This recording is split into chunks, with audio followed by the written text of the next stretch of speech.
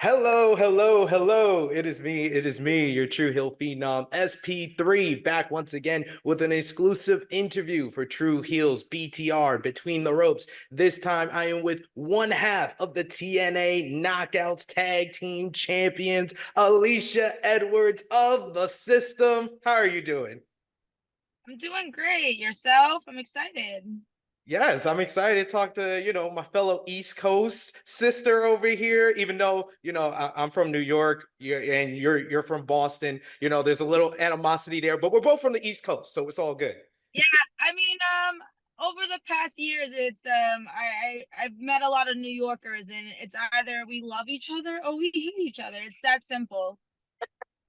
Well, I gotta say congratulations to you, being from Boston, your champion city, you're a champion yourself, but also the Yeah, Boston Celtics winning the NBA championship. I mean, what can I say? We're all from the city of champions. People don't like when we brag about it, but I mean, that's why we're allowed to brag about it. Gotta brush your shoulder off a little bit there. So Yeah, but did it's very a well. Yes, it's a very exciting time for TNA wrestling and for you being a part of the system who is really dominating TNA wrestling right now. How does it feel? We're 6 months into 2024 and you guys have been the dominant force in TNA wrestling. How's been the transition over with the rebranding back to TNA where you kind of originally started with the company and you've been through all the different changes from Global Force Wrestling to Impact Wrestling till now back to TNA wrestling. How does it feel? I mean, it's great. I mean, the momentum of us rebranding to TNA, that was just a great feeling to go into 2024 and then kind of being a face of that announcement with Eddie, like that was like a step in the right direction for myself. And then once that happened, then the system happened and then the titles happened. So like literally it's been very exciting. A little too fast for me to process exactly what's been happening, but it's been great. I mean, I've been wrestling for a very long time, so to be able to get what I feel like I deserve and, in the role that I feel like I can actually be great at, it's really been very overwhelming and great for me and also for the system. So I think it's great. And for us to be the face, like who else is gonna be the face of TNA? So we've been running the place and it's not gonna change. So I think like we're gonna take the entire 2024 and like even embrace it into 2025. So I'm very excited in time. Love to hear that. And like you said, you've been wrestling for a while since 2006, but not a lot of people know about kind of how you got started in the wrestling business. So, how did you kind of get into the wrestling business? What was the thing that kind of got you into this crazy, crazy professional wrestling world? So really, like I don't have the generic story of like watching it as a little kid or anything. I met my best friend Luscious Latasha. She's actually an indie wrestler. And we met in fourth grade, and like she was the generic story of watching with her grandma since she was like 3, and then we kind of got connected that way. And I went over her house one weekend, and I was like, "What are you watching?" And it was like probably like the Saturday night. I don't even know what that was at the time, and it was the Attitude Era, of course, in the '90s, right? So like, or yeah, I guess it would be the '90s. So like, I mean, so like that kind of got me hooked with the storytelling, and then luckily enough, we found an indie spot that was very close to where we were living, and then we ended up starting to go to those shows. And honestly, I think that's really got me hooked more than actually watching on TV, was just the interaction with the crowd. I don't like the physical wrestling part of it. Like I would never was an athlete. I was never like into sports or anything like that. So I think what really got me hooked was the storytelling, the interaction with the fans and stuff like that. And then in order to be able to do that part of wrestling, you kind of have to do the physical wrestling part. So then we found a school, and then we kind of like that's kind of how it worked. And then like I was going to wrestling shows on the weekends, like in high school, while everyone was kind of doing the high school thing. So it just kind of like started that. And then somehow I got older and then met Eddie and like, Slick Wagger Brown, Nikki Ross, Brian, like all those really good indie people on the East Coast at that time where indie wrestling was hot, right? Yeah. So I think that kind of, it literally was like every time I felt like a different stage of my life. wrestling hooked me even more in different directions. So it was just kind of like, I don't know. The storytelling was definitely number one to get me into it, and the interaction, of course, with the fans. And during my research, I saw that you kind of had appearances in TNA before you really got started, and was like full time in 2017. How was kind of those experiences having like one shots in TNA, and what made you come back to TNA years later? Yeah, so I did like a one-off match. It was against Awesome Kong in 2008, and that was directly because I was mentored by Nikki Rox at the time, and she was Roxy LaRoe at the Yeah. time of the TNA thing. So they needed an extra, and she kind of got my foot in the door, and then I kind of did my thing on the indies for a while after that, and then Eddie got to TNA, and then of course like everyone knew that Eddie had a wife that wrestled, so like that kind of got me into going back for the knockouts knockdown for that one off. And then once I did, I believe it was the knockouts knockdown in 2017 where they offered a contract to the one girl that won, and fortunately that was me. But it was in the same time as doing my first storyline with Eddie with Angel and Davey Richards. So it was like the perfect time because then I was able to kind of show like I wasn't just a wrestler, like I could kind of do like that storytelling that kind of hooked me in wrestling in the beginning. So luckily that all happened at the same time. So that's how I got my first contract with TNA. And then every year was just something new, you know what I mean? Like I would do a storyline with Eddie, and then if they needed someone to wrestle, they would put me in the wrestling scene. And then COVID happened, and then Wrestle House happened. And then they're like, wow, Lish, you're really actually funny. And maybe we can use this. And then it just, every year was just something different. And I think that's kind of, led me to have the longevity of being in TNA and just kind of like evolving into different things each and every time and each and every opportunity I was given. So it's been great. Yeah, and with so much experience that you have starting at a young age and being one of the longest tenured knockouts in the TNA roster, how is it as you kind of have developed into like a veteran in the locker room? How has kind of been that change from coming in to being one of the veterans on the knockouts roster? Yeah, well, at first it was a little difficult because I was already a veteran on the independent scene, but like I had no experience on TV. You know what I mean? So when I first came to the locker room, it was like, okay, I'm a veteran, but like here I'm not a veteran. So I took it as like I need to work my way up, right? Like Yeah. I know I'm a veteran and I have that experience, but like it's a whole different ball game when you're at TV. So like it was really good for me to kind of take a step back and like kind of work on like letting them kind of like teach me the TV, so like basically not be the veteran and like kind of just do it that way. And then as time came, I think like my locker room leadership kind of comes into play a little bit where it's like, okay, maybe Lish is not a veteran in the ring right now at TNA, but like behind the scenes she can be. And like I think that came naturally. And then like as time came and me kind of evolving, and I'm like literally like on every week now and kind of like doing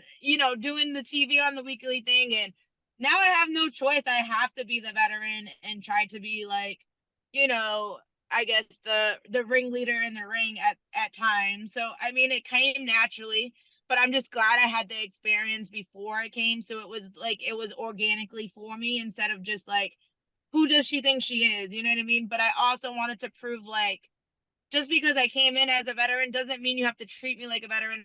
I want to be able to work my way up and earn my spot. And like you said, you're being featured in a prominent role right now as part of the system. And we kind of saw before our eyes as a fan of TNA wrestling, kind of the formation happening at the latter stages of last year on Impact Wrestling when Brian Myers and Eddie Edwards started teaming up together. But from you kind of behind the scenes, how did the system come together before they made their real debut at Hard to Kill in January? I mean, I think it came more of like, when the rebrand came, a lot of storylines really didn't mesh over. It was like kind of like a restart for a lot of stuff with, creatively and like, obviously faction wise and I think it was just a total rebrand, meaning like we can start from fresh. I think from that Bound for Glory October time to January, we realized that we're really good friends. Like Myers came and we weren't really familiar with Myers. So once he came, we kind of clicked. And Moose and Eddie and myself go way back from like, you know, when we all started, well, I started around the same time as Moose did. So we've all really good friends. And I think that's kind of where things started, was like, hey, any ideas for like whatever? And it's like, how about we all come together and like, you know, like we have like the experience, we have the look, we have the charisma, and like, and we're really good friends. And a lot of times, a lot of things in wrestling come out more organically when it's natural and real. So I think that's kind of how it worked out, luckily for all of us. It was just the right time, the right place, and obviously the right people. So and that's why it's been very successful, I feel, is because it's not like you're throwing four people that don't know each other, or you know what I mean? Like Yeah. we know who's strong at what, and I think that's what we embrace, each other's weaknesses and strengths, and we work off of it. So it's a really good balance.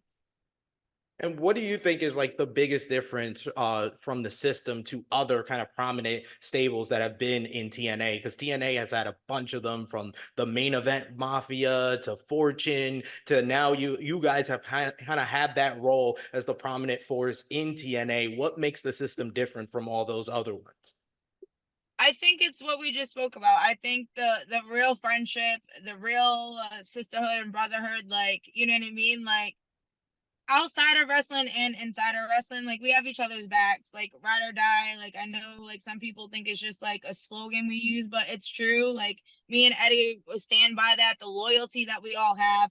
And also I think us being all team players, like we love and sweat and like we would, you know, leave our blood on the mat for TNA. And I think that comes across too, right? Like we all are people that will hold the TNA flag very high. And I think that kind of builds us to be a lot stronger than, you know, just random people that might just come in and like not really want TNA to be their home. It's just like a level in where they're going. I really think TNA is home for all of us, and it comes out naturally, and I think that's the difference. And your relationship with Eddie Edwards has been a part of so many different stories, like you've mentioned before. How does it feel now that you guys are both champions, both tag team champions in the knockouts division, in the men's division? Was that something that was ever on your like bucket list, or something that you imagine happening, you guys both being champions at the same time? I mean, of course, that's on everyone's bucket list, right? Like that's the end goal. Everyone wants a championship. I mean, it was definitely think like I thought it would be more of a dream than actually a reality. So, I mean, I think it's really full circle. It took me a very long time, but honestly, I'm very happy that it took me this long, because one, I am still around and it's been a very long time, right? If I did this 10 years ago, I wouldn't be so happening right now. So I mean, I think it's perfect. I mean, me and Eddie love being on the road together. Being able to be in like one of the most dominant factions, being face of TNA, and not only that, but holding titles at the same time. Like I think that's every couple's goals in wrestling. If not, then they shouldn't be in wrestling. But yeah, I think it's just been very great. Again, everything's just been happening so fast. I really haven't really. I mean, these are perfect opportunities to be able to kind of sit back and kind of like register what's going on. But yeah, I think it's great. It's perfect. Yeah, I love seeing it. I know I've been following you guys' career since you came into TNA, and it's great to see kind of you finally getting championship gold. And you did that with Masha Slamovich winning the TNA Knockouts Tag Team Championships. Kind of tell us kind of your perspective of being one of the veterans in the locker room, like we said before, and seeing Masha come in a couple of years ago and all the progression that she has, gone through in TNA alone, besides what she's doing in the independent scene, where she's doing amazing work over there as well. Kind of what is your relationship with Masha, and how do you see her evolution in TNA so far? I mean, Masha's like a force, and I mean, like she definitely is gonna change the game. Like, I've seen Masha on the Indies before TNA, and I've seen Masha now in TNA, and then being able to be her tag partner. I mean, it's great to see the progress on, you know, women that want to make a difference in wrestling. Like she loves the death match wrestling, and I mean, she's passionate about it, and like a lot of wrestling doesn't have that right now. So I think like she might be one to change the game entirely. So being able to be tag partners with her has been like rewarding as well, because not only is it good for me, but I also feel like it's very good for her too, right? Like Yeah. I mean, like it's always wonderful to see women like being able to encourage and like empower each other to like do things. So I mean, I love Masha. I mean, I did take this tag team to be more on the business side of making sure there was another title in the system. But like as it's been progressively getting better, I mean, we're killing it, man. Like I just started to get the title, but now it looks like we'll be holding those titles for the rest of the year. So I'm with it, man. I love to see it. You guys are the Knockouts Tag Team Champions, but there's also the Knockouts World Champion, Jordan Grace, who's been making headlines everywhere she goes, not just in TNA wrestling, but over in WWE, first with the Royal Rumble and then her recent appearances in NXT. What was your reaction to first seeing Jordan in the Royal Rumble and then her return to NXT? And what do you think that means for TNA wrestling and their future relationship with WWE? I have a soft spot for Jordan. I've known Jordan for a very long time, and like literally, like I don't even know how old she was when I first met her.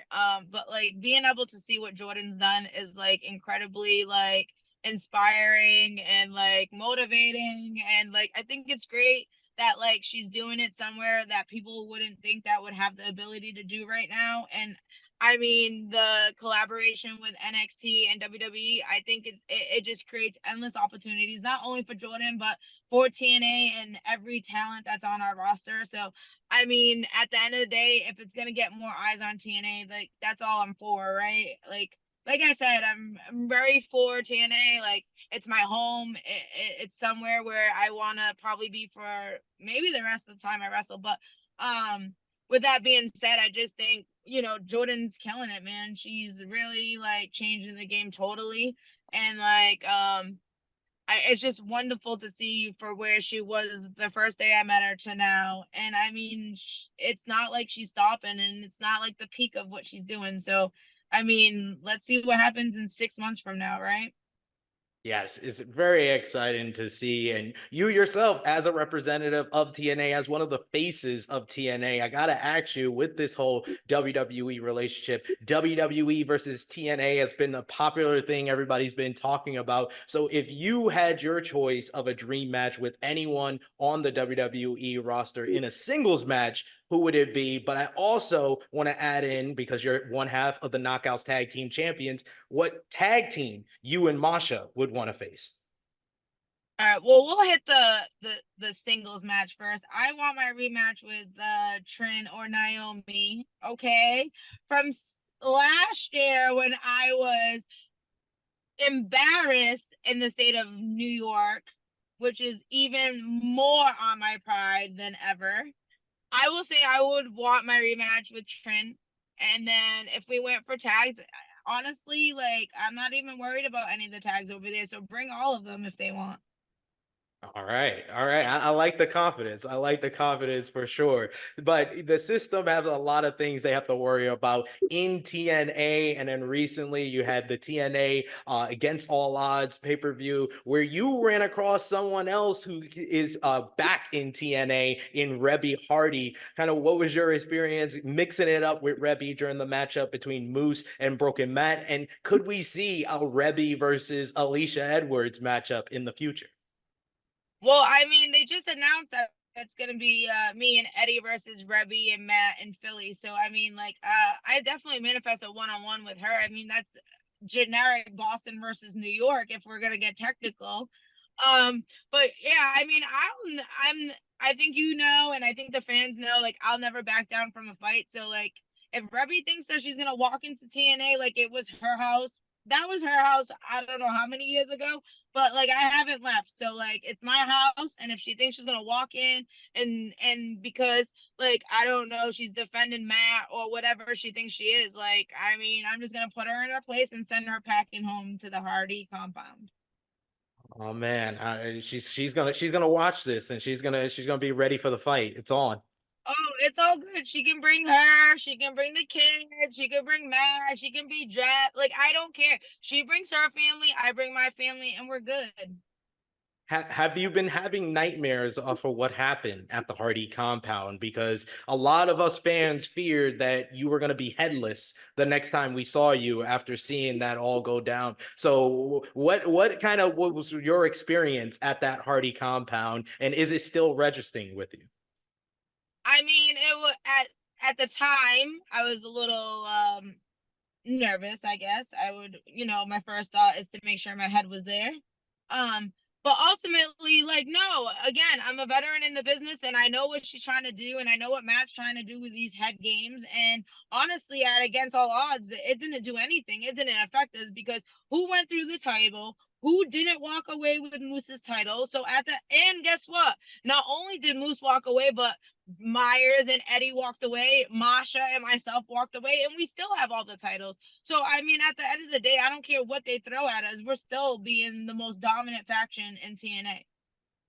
And you guys are, and it really shows by the people that kind of have connections to the system right now. You just had JDC Dango coming back, Johnny Curtis, and he seems to have kind of an adjacent relationship with the system due to his history with you guys. He called you his little sister in the business. You also have Masha, who's your tag team partner. If Who is going to be next? Are we going to see more members of the system, or are you guys going to keep it close knit with the four of you?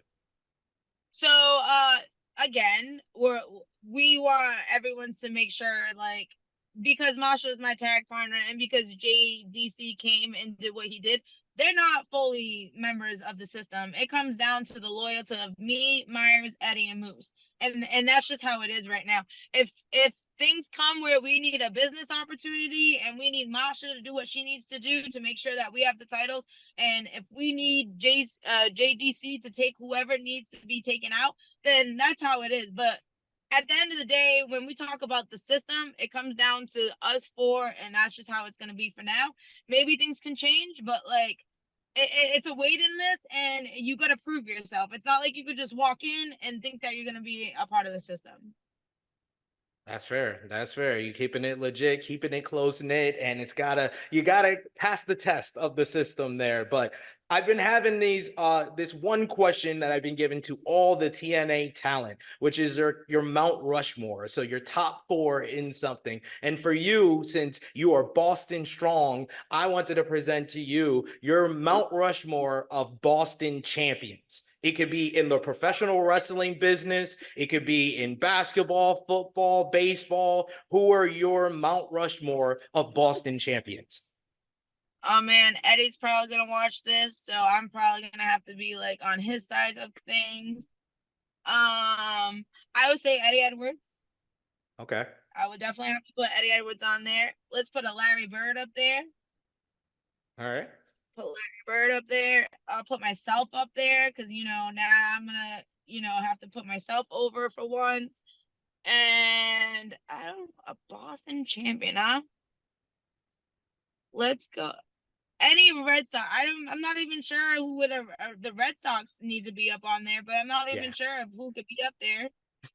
I mean, Eddie would be very embarrassed for me to say that, but I mean, at least I'll get some brownie points on the Larry Bird one. So you you could choose that fourth one. I'm sure you know more than I do about the other sport there. Well, I'm more of a basketball fan, and I went, like I said, I showed you love at the beginning, wishing your I mean, Boston Garnett Celtics. too. Like Garnett's like high on there too. Like That is, so. I but mean, but let's just Garnett was kind of playing the middle ground when it looked like Minnesota was going to make the finals. He was playing that middle ground of Boston and yeah. Minnesota. So So I don't I don't know. know. Yeah, I don't know either, but like I don't know. But yeah, I think we'll just have to stick with the three. Like I know it's not the real final four, but I think we'll stick with the Edwards and Larry Bird. I like that. I like that for sure. So you got big Slammiversary coming up. So my final question for you is kind of what does Slammiversary mean to you? The big event coming up in July, and what do you see the future for the system coming up at the event? I know Moose has the six-way matchup, but you got Myers and Edwards with the tag team titles, you with the Knockouts tag team championships. To let the fans know what they got in store for you for them at I Slammiversary. mean, I mean, if you've been watching every pay-per-view since January, I mean, we're ending each pay-per-view with titles raised, and Slammiversary is not going to be any different. It's just going to have a whole lot more presence to it. Like, it's definitely our WrestleMania in the summertime. It's going to be like insane. Like, it's going to be our biggest house in over 10 years. Like, I think like the vibes are gonna be great, and I mean, what else are they gonna see? They're gonna see the most dominant faction in TNA wrestling, holding titles in literally in every department there is. And I mean, like, and if we have to get every other title on our side too, like, let's go off to that too. So, like, I mean, I'm just excited about Slam. I think Slam's going to be an amazing thing for TNA, not just for the system, but I think it's going to be one of our most powerful statements of like, we're here and we're not going anywhere. And I'm excited for it. So, I am also excited and I'm very happy I got the chance to chat with you today. So I want to give you the floor, let everybody know where they can follow you on social media and as well as where they could see TNA Impact, whether it be Access TV and TNA Plus. Let the people know. yeah, you can find me on Twitter, Instagram.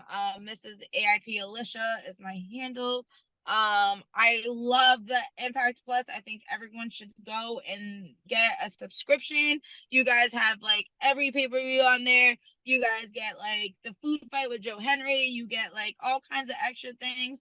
And like I'm gonna work on getting some more stuff on that Impact Plus if I have to.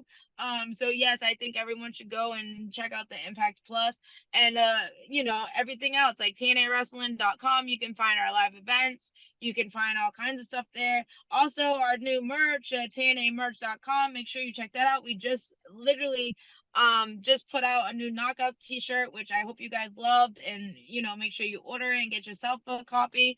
But yeah, just all TNA here. TNA and Boston Strong. Thank you so much, Alicia. Appreciate your time. This has been Tru Heels BTR Between the Ropes with one half of the TNA Knockouts Tag Team Champions, Alicia Edwards of the System. It is me, your Tru Heel Phenom SP3, signing off until next time.